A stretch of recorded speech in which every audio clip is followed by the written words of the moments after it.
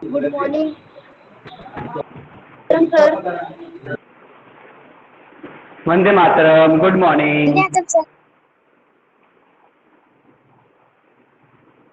How are you student, आप कैसे हो?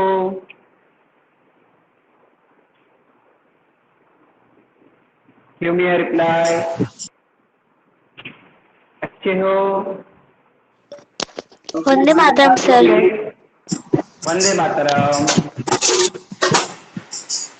Now, listen. Welcome back to all the students in our Gyanjot Vidyalaya online classes, and I am Chandraban sir, and I am teaching you English subject.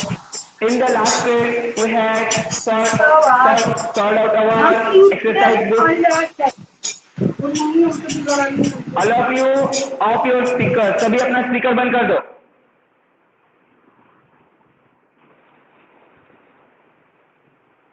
Okay. Now today let's solve our exercise book page number 11 and its question number 9. Exercise book का 11वां page number निकालना है और उसका question number जो 9 है उसे निकालना है। क्वेश्चन नंबर 9 है, नीचे दिए गए विरुद्धार्थी शब्द जोड़िए। Match the opposite word.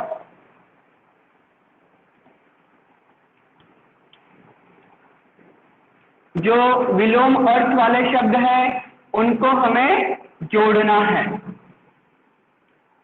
सभी बच्चे जो है अभी सिर्फ इधर ध्यान देना है और फटाफट मेरे पीछे तुरंत लिख लेना है।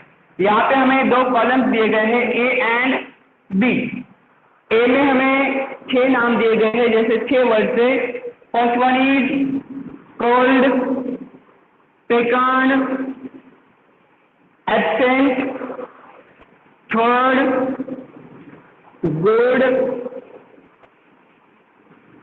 Fourth tall small heavy, fourth है टॉन, फिफ्थ है स्मॉल एंड सिक्स्थ है heavy. And in our column B we had given a bad short hot, bad short great hot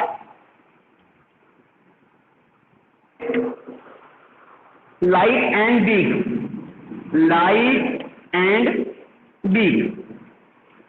When we have to match the pairs at that time, first thing is we know all the meaning of words. सबसे पहली बात है, अगर हमें इनको जोड़ना है, इनके अपोजिट मीनिंग को समझना है, एक साथ उनको मैच करना है, तो इन शब्दों के हमें समझ में आने चाहिए। ये सबसे पहले इम्पोर्टेंट बात है, इसलिए सबके मीनिंग थोड़े समझ लेना है।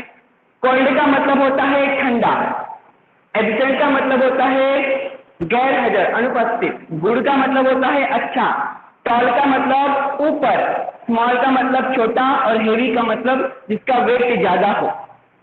ठीक है, आगे बैड का मतलब होता है बुरा, शॉर्ट का मतलब है छोटा, हॉट का मतलब गर्म, प्रेजेंट का मतलब उपस्थित, लाइट का मतलब हल्का और बिग का मतलब बड़ा। तो अभी हमें इनके जो अपोजिट वर्ड है उनको जोड़ना है। जैसे कोल्ड का क्या होगा, हॉट, कोल्ड माने ठंडा और हॉट माने गर्म। उसके बाद एब्सेंट माने अनुपस्थित और प्रेजेंट माने उपस्थित। गुड माने अच्छा और बैड माने बुरा। टॉल माने ऊंचा और शॉर्ट माने छोटा। स्मॉल माने छोटा और बिग माने बड़ा। और हेवी माने बहुत ज्यादा वेट वाला और लाइट माने हल्का। ठीक है, तो ऐसे आप सबको इनको जोड़ियां मिलानी है, फटाफट मिला लेना है जल्दी से, ज्यादा टाइम नहीं लेना है आपको। उसके बाद है हमारा क्वेश्चन नंबर 10, 10 नंबर का सवाल है। उसमें हमें बता गया है there are 5 in the bed, गीत के आधार पर राइमिंग वर्ड लिखिए। जो हमने पहले पोएम पढ़ा था there are 5 in the bed, मतलब बेड पर 5 थे। तो इसके आधार पे हमें राइमिंग वर्ड्स माने जिनका उच्चारण एक जैसा होता है, प्रोनाउंसिएशन एक जैसा होता है। तो words which pronounce in a same way, एक जैसे ही दोनों शब्दों का उच्चारण किया जाता है, ऐसे शब्दों की जोड़ियों को हम कहते हैं राइमिंग वर्ड। भले इनका मीनिंग अलग होता है लेकिन उनका उच्चारण एक जैसा होता है। लास्ट में पहले वाले अक्षर अलग है लेकिन लास्ट में उनका उच्चारण एक जैसे होता है। तो देखो एग्जाम्पल के तौर पे हमें एक दिया गया है रेड और उसका उन्होंने लिख दिया है बेड। सवाल है हमारा राइमिंग वर्ड, ठीक है। तो एक हमें बताया गया है रेड बेड, तो उसके आधार पर हमें बाकी जो है उनको सॉल्व करना है। 2 नंबर है स्टैंड, दूसरे नंबर का है स्टैंड।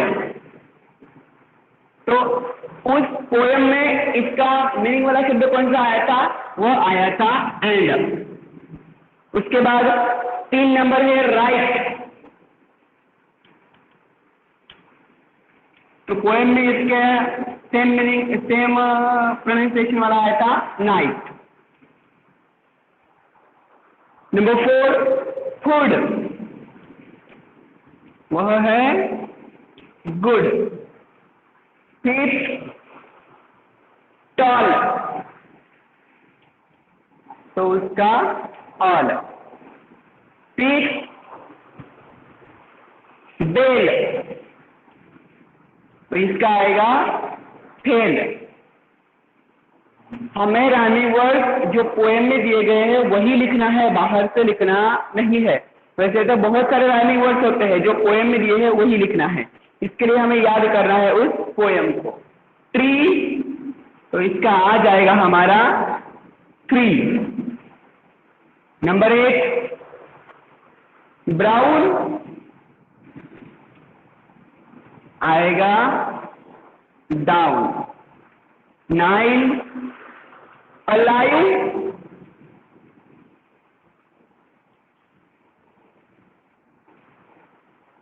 तो इसका आ जाएगा 5। और एक हमारा है लास्ट वाला 10 नंबर का मोर, उसका आपको लिखना है 4। मोर, इसका राइमिंग वर्ड है 4।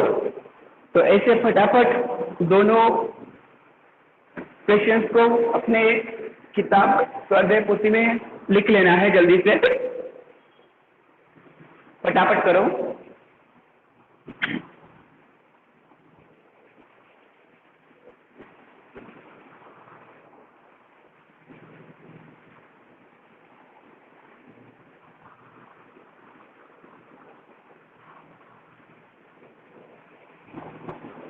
Come on, fast.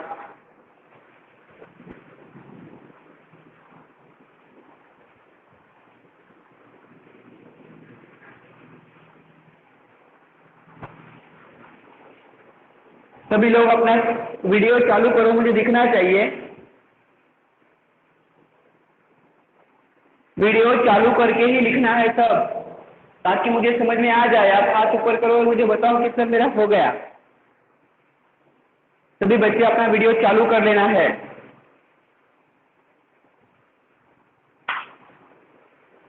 Very good, okay. एक बच्ची का हो गया है। फटाफट जैसे ही आपका हो जाता है हाथ ऊपर करना है तो मुझे समझ में आ जाएगा। और ज़्यादा टाइम नहीं लेना है, हमारे पास टाइम बहुत कम है, इस बात का ख्याल आपको रखना है।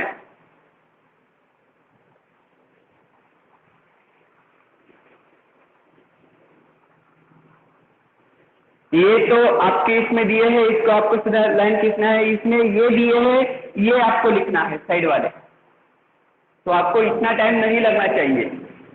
एक एक ही वर्ड आपको लिखना है, यहाँ पे सिर्फ लाइनें खींचनी है।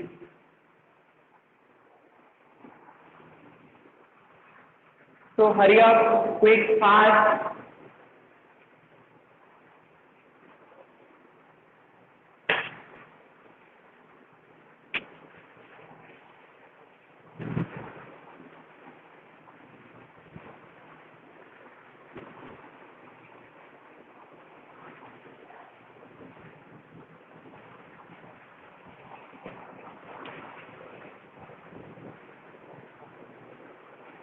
Okay, can I clean it, मिटा सकता हूँ? Okay, now I am cleaning it, तो साफ कर रहा हूँ अभी।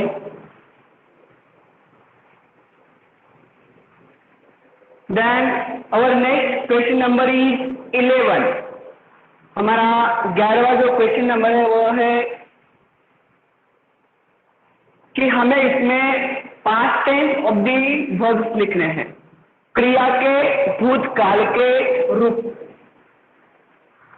अभी मैंने आपको जब हमारा पीरियड यहाँ पे ऑफलाइन चालू हुआ था तब भी मैंने समझाया था कि किसी भी क्रिया के 3 रूप होते हैं, 3 फॉर्म्स होते हैं, जिसके पहले फॉर्म को हम, उसका नाम है, पहले फॉर्म का प्रेजेंट टेंस, दूसरी फॉर्म का नाम है पास्ट टेंस और तीसरे फॉर्म का नाम है पास्ट पार्टिसिपल। और उसी को हम इन शॉर्ट में कहते हैं V1 माने वर्ब 1, V2 माने वर्ब 2 और V3 माने वर्ब 3। प्रेजेंट टेंस को कहते हैं V1, पास्ट टेंस को कहते हैं V2 और पास्ट पार्टिसिपल को कहते हैं V3। तो हमें इसमें V2 लिखना है, मतलब पास्ट टेंस लिखना है, जो क्रिया है उनके। चलो देखो 11 नंबर का हमें यहाँ पे लिखना है भूतकाल के रूप, मतलब पास्ट टेंस वाले रूप। रूप का मतलब होता है फॉर्म, जो फॉर्म होता है उसका उससे, नहीं तो रूप में तो ऐसा नहीं मानना कि हाँ रूप माने दिखना, सुंदर दिखना, ऐसा वाला नहीं, ठीक है। तो चलो अभी यहाँ पे एक एग्जाम्पल के तौर पर दिया गया है 1 नंबर का, वहां लिखा है कम। कम, कम का मतलब होता है आना और उसका पास्ट टेंस आता है केम, केम मतलब आया, ठीक है। तो ऐसे ही हमें इन सबके लिखने हैं। 2 नंबर है गो, गो मतलब जाना और इसका पास्ट टेंस आता है वेंट, वेंट माने गया। तीसरा है हमारा से माने कहना और सेड माने कहा। देखो जब हम डायलॉग पढ़ते हैं तो मैं बोलता हूँ राहुल सेड, मीना से जो नाम होगा उसको सेड लगाता हूँ, मतलब क्या, उसने कहा, ठीक है ना। आगे 4 नंबर है फॉल, फॉल माने गिरना और फेल माने गिरे। There were five in the bed में हमने देखा था कि एक बच्चा नीचे गिर रहा था, तो वहां पे लिखा हुआ था 1 फेल डाउन, एक गिर गया नीचे, एक नीचे गिर गया, ऐसा लिखा था ना। तो फेल का मतलब होता है गिर गया, और ये सभी पास्ट टेंस है, भूतकाल के रूप है। इसमें क्रिया दर्शाता है और इसमें क्रिया हो गई है ऐसा बताता है, ठीक है ना। आगे 5 नंबर गिव, गिव का मतलब होता है देना और गिव, गिव का मतलब होता है दिया। उसके बाद है 6 नंबर इज, इज का मतलब है जो प्रेजेंट टेंस में इस्तेमाल होता है, और इसका पास्ट टेंस आता है वाज, वाज मतलब था, है था, समझ में आ रहा है ना। प्रेजेंट टेंस और पास्ट टेंस क्या है, वर्तमान काल और भूतकाल। 7 नंबर है वहां पे दिया हुआ सवाल आर, आर मतलब है, यह बहुवचन के लिए इस्तेमाल होता है। वैसे ही पास्ट टेंस में भी बहुवचन के लिए वेर का इस्तेमाल होता है, ठीक है। उसके बाद 8 नंबर दिया गया है सीट, सीट माने बैठना और सैट माने बैठा। 9 नंबर है इसमें इट, इट माने खाना और एट माने खाया। और लास्ट जो है 10 वाला 10 नंबर सी, सी माने देखना और उसका पास्ट टेंस होता है सॉ, सॉ माने देखा। अभी यस डबल ई सी मतलब देखना होता है और यस ई ए सी मतलब समंदर होता है, इस बात को ध्यान में रखना है। दोनों का प्रोनाउंसिएशन एक जैसा होता है लेकिन दोनों का मीनिंग और स्पेलिंग अलग होता है, इस बात को ध्यान में रखना है। एस डबल ई सी माने देखना और एस ई ए सी माने समंदर, तो इसमें कंफ्यूज नहीं होना है, ठीक है। 11 नंबर का सवाल समझ में आ गया होगा सबको, फटाफट लिख लेना है मेरे पीछे। अभी देखते हैं 12 नंबर का जो सवाल है। 12 नंबर का कौन सा सवाल है देखो, उसमें हमें बताया गया है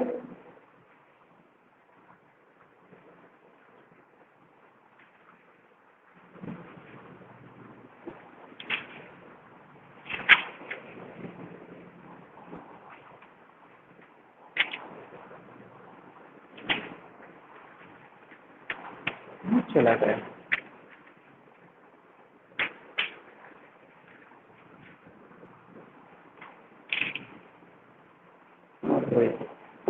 हाँ, कोष्टक में दिए गए शब्दों में से उचित शब्द चुनकर रिक्त स्थानों की पूर्ति कीजिए।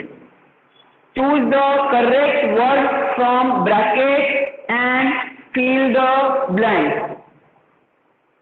जो कोष्टक है, ब्रैकेट है, उसमें से सही शब्द चुनिए और खाली जगह भरिए, जिसे हम इन शॉर्ट में कहेंगे fill in the blank.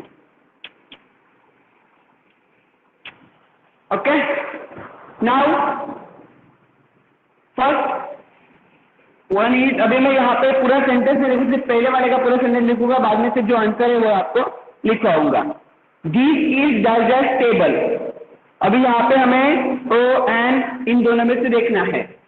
This is dash dash table. अभी मैंने आपको बताया था ओ एंड दो, ये आर्टिकल है हमारे, और ये आर्टिकल का इस्तेमाल कैसे करना है। ओ कब लगाया जाता है, जब कोई सिंगल चीज हो तब, और साथ में जो हमारा अगला वर्ड है उसका पहला अक्षर जो है, अल्फाबेट जो है, वह व्यंजन हो, ना कि स्वर हो। व्यंजन माने कॉन्सोनेंट हो, for example A E I O U को छोड़कर हो, तो तब हम वहां पर इस्तेमाल करते हैं ओ, और अगर ए ई आई ओ यू में से है तो वहां पर इस्तेमाल करना पड़ता है एंड। तो अभी यहाँ पे टेबल नाम है, टेबल का पहला अक्षर तो कोई ओवेल्स नहीं है, तो इसलिए यहाँ पर आएगा अ। तो आपको आगे लिखना है अ, दिस इज अ टेबल, यह टेबल है। अभी मैं सिर्फ जवाब लिखूंगा, सबको फटाफट लिख लेना है। 2 नंबर है, this is dash dash eraser. यहाँ पे देखो, अभी इरेजर, इसमें पहला वर्ड जो है, पहला अल्फाबेट जो है वह ई है, और ई एक वोवेल है, माने स्वर है, तो इसके लिए हम वहां पे इस्तेमाल करेंगे and. This is an eraser, यह एक इरेजर है, रबर है, ठीक है।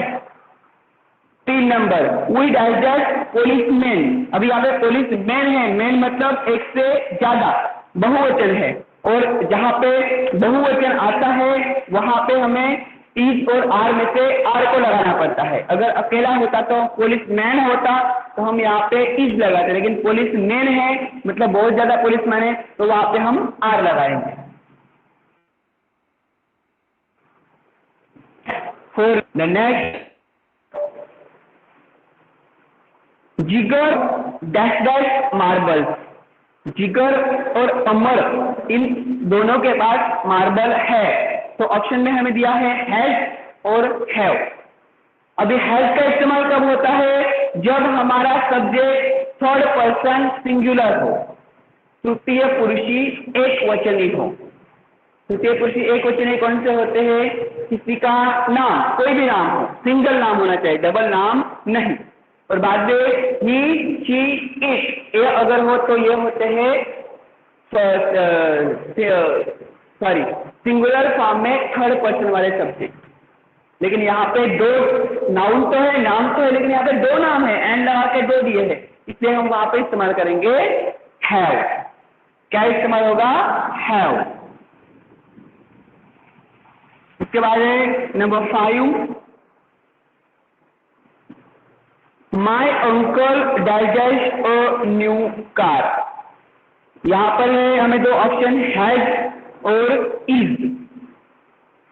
अभी my uncle is a new car अगर लगाते हैं तो इसका मतलब ये हो जाएगा कि मेरे चाचा जो है वो नई कार है। तो क्या मीनिंग बन रहा है सेंटेंस का, नहीं, तो हम वहां पे लगाएंगे हैज, तो इसका मीनिंग बनेगा मेरे अंकल के पास नई कार है, तो हम वहां पे लगाएंगे हैज। इज क्यों नहीं लगाएंगे? तो इसका मतलब अगर इज लगाते हैं तो मतलब बन जाएगा कि मेरे अंकल एक नई कार है। अभी अंकल नई कार कैसे हो सकते हैं?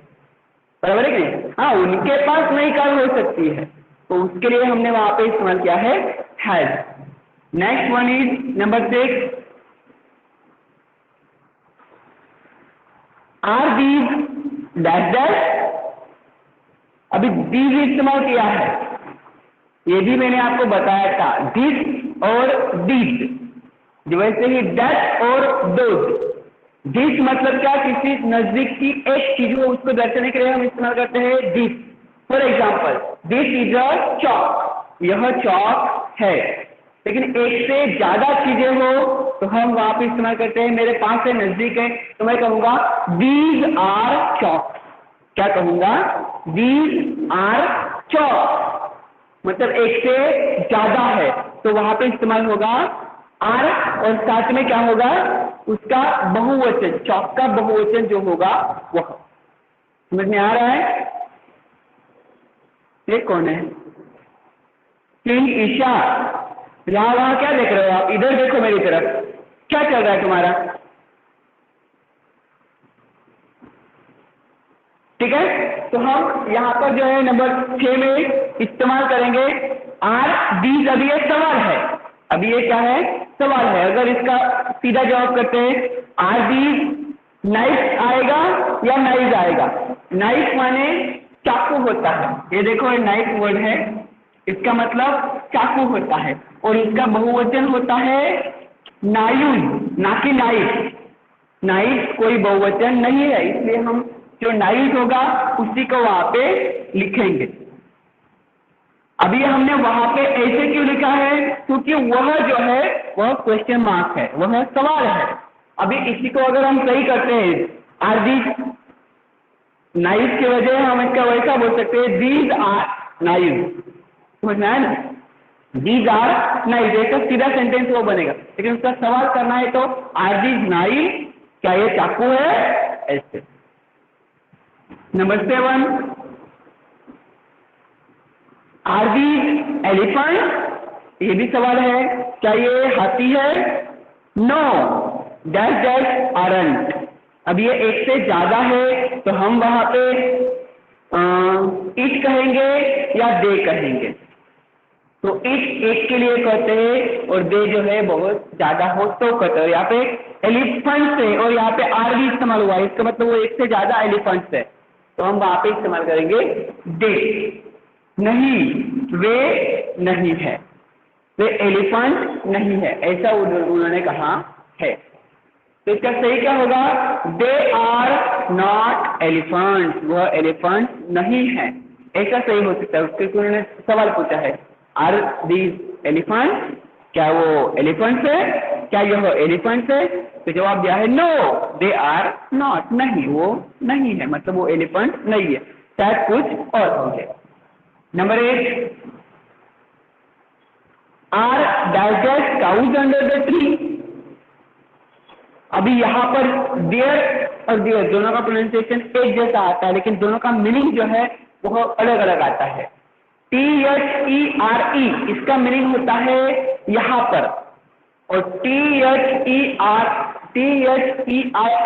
डियर मतलब उनका। अभी यहाँ पे हम उनका लगाएंगे या यहाँ लगाएंगे, ये समझना है। Are there cows under the tree,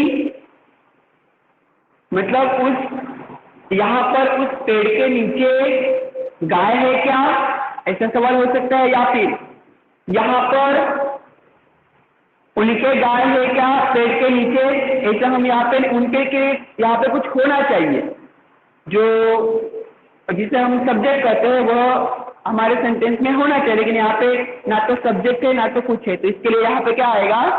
are there cows under the tree, क्या वहाँ पर क्या यहाँ पर गाय है पेड़ के नीचे, ऐसा सवाल यहाँ पे आएगा।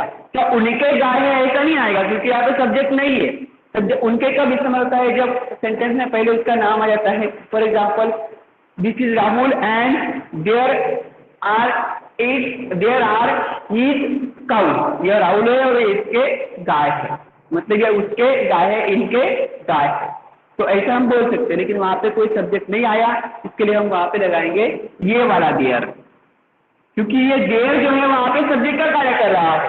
जब हम इसको सीधा बनाएंगे तो ऐसा वाक्य होगा, there are cows in the tree, under the tree, मतलब क्या पेड़ों के नीचे गाय है, ऐसा इसका मीनिंग वहां पे आएगा, क्योंकि ये वहां पे जगह नहीं बता रहा है, वो वहां पे सब्जेक्ट का कार्य कर रहा है। इस बात को ध्यान में रखना है, कर्ता का कार्य वहां पर वो कर रहा है। नंबर 9 है दे आर प्यूपिल्स, वे विद्यार्थी है, दैट इज दैट स्कूल, और दैट स्कूल में हिज और देयर इन दोनों में से एक वर्ड इस्तेमाल करना है। हिज कब इस्तेमाल होता है, जब अकेला व्यक्ति होता है, वो भी पुल्लिंगी माने मेल, तो उसके लिए इस्तेमाल होता है हिज। अगर स्त्रीलिंगी है तो उसके लिए इस्तेमाल होता है हर, अकेले के लिए। लेकिन एक से ज्यादा हो तो उसके लिए इस्तेमाल होता है देयर। मैंने अभी आपको बताया कि ये उनका, अभी मीनिंग बताया ना आपको पिछले सवाल में, देयर का मतलब क्या होता है, THEIR वाला, तो उसका मतलब होता है उनका। तो इसमें सही क्या होगा, दे आर पीपल, ये विद्यार्थी है, वे विद्यार्थी है, दैट इज देयर स्कूल, और ये उनका स्कूल है, तो इसके लिए वहां पे आएगा हमारा देयर। ठीक है, समझ में आ गया होगा सबको कैसे लिखा है और क्यों लिखा है। The next question number 10, I am a policeman, अभी यहाँ पे सिंगल है, देखो मैं पुलिसमैन हूं। This is dash dash big bag, और यह जो है बैग है, मतलब ये आई मतलब यह मेरी बैग है, उसको ऐसे बोलना है, तो मेरे के लिए हम क्या इस्तेमाल करते हैं, माय, तो वहां पे क्या आएगा, माय। अभी माय क्यों आया, क्योंकि सब्जेक्ट में आई आया था, और मैं ऐसा नहीं कर सकता, माय मेरे लिए आई नहीं बोल सकता हूँ। हाँ, मैं ऐसा बोलना हो तो आई बोल सकता, लेकिन मेरी ऐसा अगर बोलना हो तो माय बोलना पड़ेगा। For example, I am a student, मैं विद्यार्थी हूँ। दिस इज माई पेन, यह मेरी पेन है, ऐसा, दिस इज आई पेन ऐसा नहीं बोल सकता, और यह मैं पेन हूँ ऐसे इसका मतलब हो जाएगा, इसलिए दिस इज माई लगाना पड़ेगा, माई मतलब मेरी, तो वैसे ही यहाँ पे हमने माई लगाया है। उसके बाद है 11 number, the table is dash dash the chair, table जो है चेयर के यहाँ पे दो ऑप्शन है, ऑन और नियर। अभी चेयर बड़ी होती है या टेबल बड़ा होता है, पहले अभी इसमें कुछ कॉमन सेंस वाली बात है, ऑन भी हो सकता है और नियर भी हो सकता है, लेकिन हमें कॉमन सेंस लगा के समझना है कि चेयर बड़ी होती है, टेबल बड़ा होता है। चेयर के ऊपर हम टेबल रख सकते हैं या टेबल के ऊपर चेयर रख सकते हैं। तो चेयर बड़ी होती है तो चेयर के ऊपर टेबल है ऐसा हम नहीं कह सकते हैं, तो उसके लिए हम नियर वाला अगला सवाल शब्द देखेंगे, उसका मीनिंग है के पास।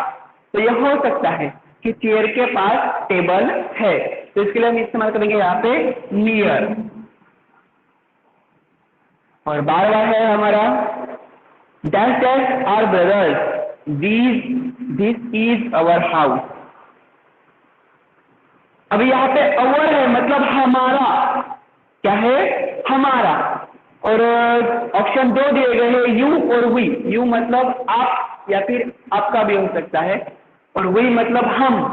अगर सेंटेंस में ऐसा बताया है कि भाई है और ये हमारा घर है, तो हम क्या बोलेंगे उसको, हम भाई है ऐसा बोलेंगे ना। क्या तुम भाई हो और ये हमारा घर है ऐसा हम कह सकते हैं, नहीं, क्योंकि सेंटेंस में मिस्टेक होती है, तो हम वहां पे लिखेंगे वी। अभी इसका मतलब क्या होगा, हम भाई है और ये हमारा घर है। ठीक है, चलो फटाफट सॉर्ट आउट करना है जल्दी जल्दी। Come on fast.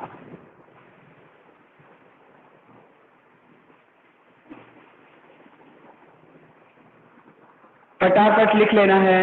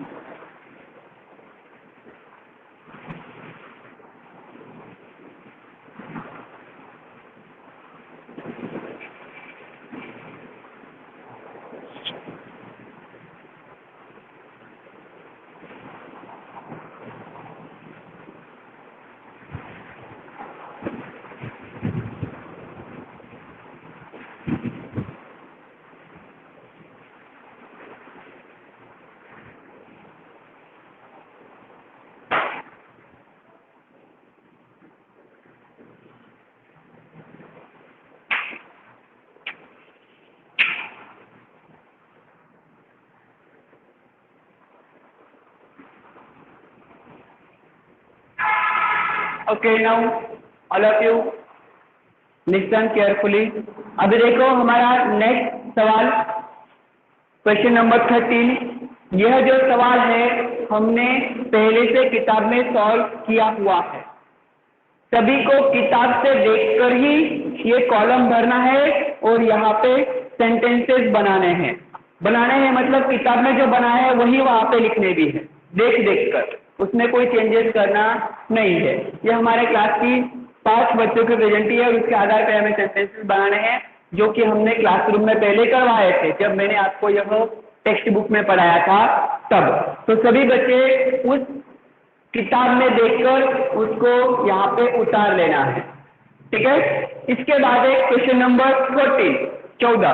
इसमें क्या करना है, जो ऊपर सेंटेंस दिए हैं उन्हीं सेंटेंसेस को आपको इन ब्रैकेट्स में भरना है, फॉर्म में भरना है, जो कि हमने पहले किताब में हल करवाया है। इसमें आपको किताब देखने की जरूरत नहीं है, जो यहाँ पे वर्ड दिए हैं सीधा इनको इसमें भरना है।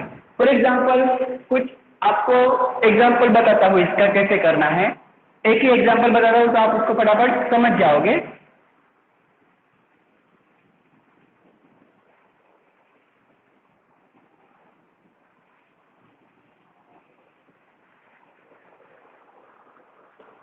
देखो आपको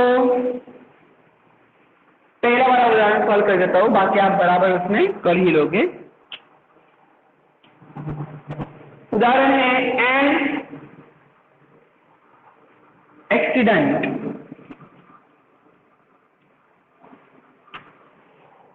हियर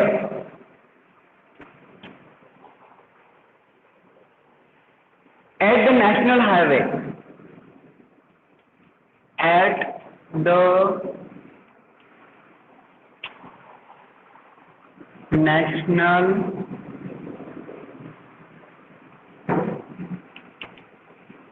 हाईवे नंबर 8।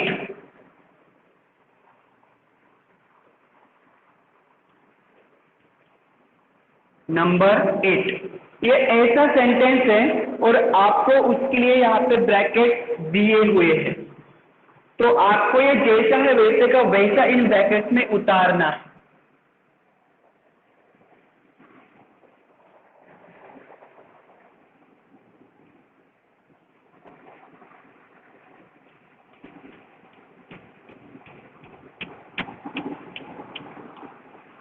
चलो अभी ये कैसे करेंगे, ऊपर देखना है क्या है, एन, एन, उसके बाद स्पेस है तो ये खाली छोड़ देना है। उसके बाद यहाँ पे ये वाला लिखना है ए जल्दी का लिखना है सर, ACCIDENT, फिर स्पेस छोड़ देना है, फिर यहाँ पे लिखना है SPRE, यहाँ पे दिया है देखो। उसके बाद यहाँ पे डॉट देना है, फुल स्टॉप। उसके बाद ठीक है, यहाँ अभी हम यहाँ तक ही करते हैं इसमें, फुल स्टॉप तक, क्योंकि हम नीचे लिखेंगे बाकी, क्योंकि यहाँ पे भी आपको डबल दिए है ना राइट, इसके लिए।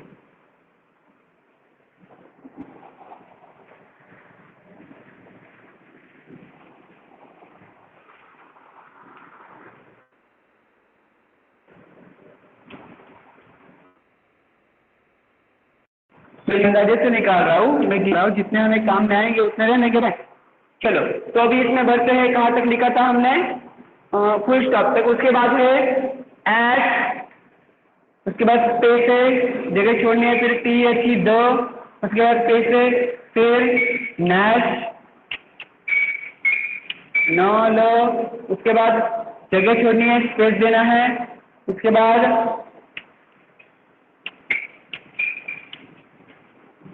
हाईवे, ठीक है। अभी यहाँ बहुत बड़ा गेप बना रहा हूँ क्योंकि आपको दिखना चाहिए, इसलिए आपका बराबर उसमें आ जाएगा, ऐसे ही वहाँ पे दिया गया है, उतने ही नंबर आपको वहाँ पे मिलेंगे, तो आपको इसका टेंशन नहीं लेना है, आपका बराबर जितने स्क्वायर दिए उसमें हो ही जाएगा। उसके बाद क्या है, इसमें हाईवे के बाद है स्पेस, और स्पेस छोड़ना है, उसके बाद लिखना है नंबर, उसके बाद स्पेस छोड़ना है, वहाँ पे लिखना है 8। ऐसे आपको इस फॉर्म को पूरा भरना है। देख देख कर ही भरना है, ज्यादा कुछ इसमें करना नहीं है। सभी बच्चों को अच्छे से समझ में आ गया होगा।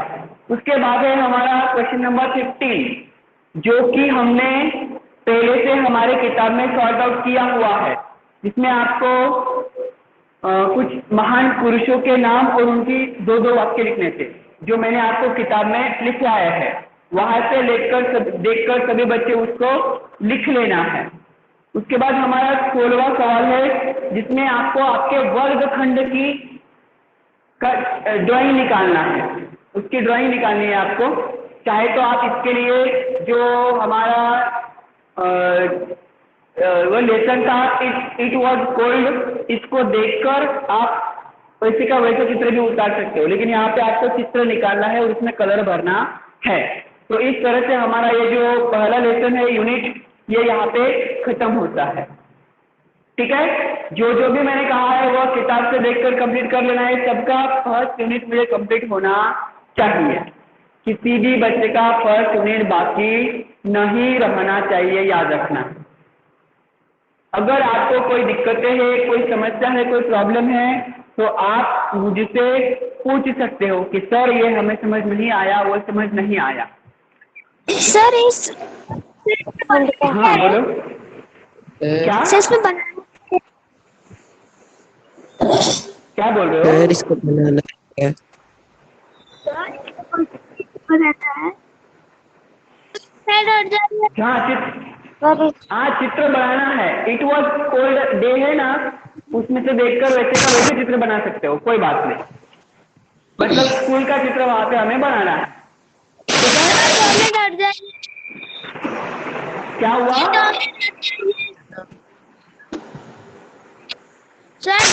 चलो कोई हाँ, ये हटना क्या है, वहां पे देखकर आप कर सकते हो इसको। वही तो किया है मैंने यहाँ पे।